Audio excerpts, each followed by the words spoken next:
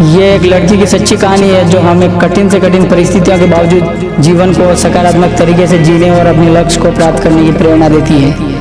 25 सितंबर 2000 की बात है, जब मेरिकल लेप्टन महज 11 साल की थी। उस दिन वो अपने अंकल के साथ पानी लाने के लिए बाहर गई हुई थी। रास्ते में उन्हें 4-5 लोगों ने घेर लिया। उनके हाथों में धारदार हथियार थे।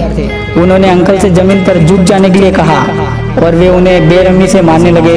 यह देख मेरिकल सदमे में आ गई और उन लोगों को जानती थी कि वे उसके पड़ोसी थे। उसे लगा कि अब उसकी जान भी नहीं बचेगी और वो उनसे बचकर भागने लगी, पर वो छोटी थी और हत्यारे आसानी से उस तक पहुंच गए। वो चिल्लाने लगी, मुझे मत मारो, मुझ पर दया करो। पर उन दरिंदों ने उसकी एक भी न सुनी और उनमें से एक ने गले पर चाकू से वार किया। मेरिकल जमीन पर गिरकर बेहोश हो गई।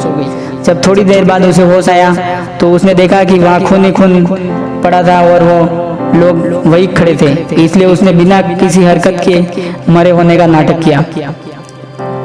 जब वो चले गए तब वो उठी और घर की ओर दौड़ने लगी। भागते भागते ही उसने देखा कि उसकी दोनों हथेलियां हाथ से जुड़ी हुई लटक रही है। यह देख मेरिकल और भी घबरा गई और रोते रोते भागती रही।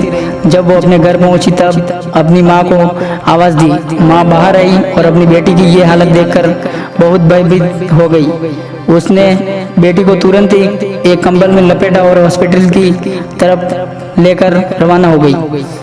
हॉस्पिटल पहुंचते पहुंचते काफी समय बीत चुका था, क्योंकि हॉस्पिटल बहुत दूर था। डॉक्टर्स को कोई उम्मीद नहीं थी कि वे मेरिकल को बचा पाएंगे, पर 5 घंटे के ऑपरेशन के बाद भी वो जिंदा थी, पर डॉक्टर्स उसका हाथ नहीं बचा पाए थे। परेशानियां यहीं खत्म नहीं हुई। जब वे वापस गए तो उनका घर लूट कर जलाया जा चुका था। गरीब होने के कारण उनके पास हॉस्पिटल का बिल भरने के पैसे भी नहीं थे। पर दूर के एक रिश्तेदार आर्च बिशप एंटोनियो लेडेस्मा की मदद से वो बिल भर पाए। इतना कुछ हो जाने के बाद भी मेरिकल ने कभी भगवान को नहीं कोसा कि उसके साथ ऐसा क्यों हुआ, बल्कि उसका कहना है कि ईश्वर में विश्वास रखते हुए मैं और भी दृढ़ निश्चयी हो गई कि मुझे एक सामान्य जीवन जीना है। मुझे लगता है कि मैं इस दुनिया में किसी जरूरी मिशन के लिए हूँ, इसलिए मैं इस हमले से बच पाई हूँ। मेरिकल ने हाई स्कूल की पढ़ाई पूरी की और 2008 में होटल मैनेजमेंट का कोर्स भी पूरा किया और बचपन से खाना बनाने के शौक के कारण 2011 में शेफ बनने की शिक्षा पूरी की। इतनी बड़ी विकलांगता के बावजूद जीवन में आगे बढ़ने के जज्बे का आसपास के लोग नज़रअंदाज नहीं कर पाए और जल्द ही मेरिकल को मीडिया हाईलाइट करने लगा। ऐसे ही एक कार्यक्रम को देखकर एक होटल एड्सा सांग्रीला मनीला फिलीपींस ने उसे अपने यहाँ किसी प्रोजेक्ट का काम करने का मौका दिया। मेरिकल के साथ काम करने वाले शेफ अल्जामिल बोर्चा बताते हैं कि वो मदद के लिए सिर्फ तभी पुकारती है जब उन्हें कोई गर्म बर्तन हटाना होता है या शीशी का चिकना ढक्कन खोलना होता है। मेरिकल आज भी उसी होटल में बतौर शेफ काम करती है। लाखों करोड़ों लोगों को प्रेरित करती रहती है।